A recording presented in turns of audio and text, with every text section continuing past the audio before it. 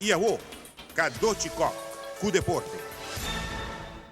Barcelona está logrando sus 23 títulos de Liga Española de Fútbol. Por diferentes motivos, con el éxito del club catalán. La decisión de traer a Uruguay Luis Suárez ha dado un gran impulso en la parte ofensiva junto con Messi y Neymar. Junto, han tres score 5 gols en toda competencia con Barcelona a jugar. Para bien, la fanático de Parque, ya vuelta espera arriba el gran final de Champions League. Y Guinness Football Challenge está en Carnival Village con 8 teams partidos en 2 pools.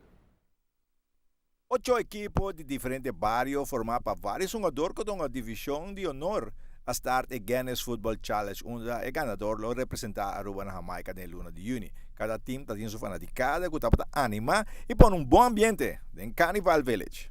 Eu da hobby bom, promessa em bancar 8 times, a outra que acaba 4 times para a next round, para nós falta 4 mas que nós dependendo para 4 times chega para nós passar 8 times para nós passar round robin para 8 times para 12.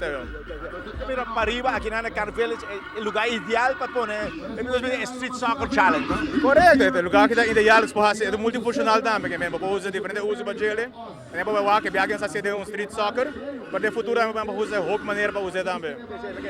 Ideal. Street Soccer Challenge aqui está algo bom, me quer para futbolista também, e estão em classe para tem roupa, de divisão de honor tão ganhando, não? Correto, nós temos basta um time que participar também conosco, lastimamente para um time que quer vir também para o final do playoff. Nós precisamos organizar agora que nós damos nos campeonato de Caribe, também temos lugar na Uni, que nós precisamos sacar o time não, make sure que a gente bom, ok, bye, para nós poder competir na Jamaica também para representar Aruba. O ganador do evento aqui, full team lo representar Aruba na Jamaica dia 25 de junho.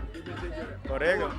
É uma Jackie longa com final contra uma na norte com está de outro. Correto, aqui nós vira round dia 1 da round 1. Então, para grande A B, por time A time B, outro semana time B, Seiko Day. Então, é 2 milhões de cada pool. Lo vai competir contra outro no final dia 30. Dia 30. Correto, dia 30 estou na Carnival Village back.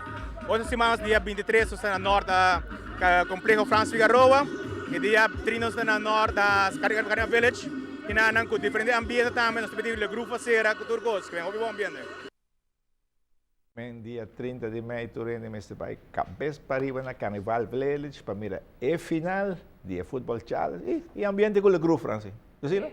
Oh, seguro bom ambiente, certo vai estar. Danke, Cadoci.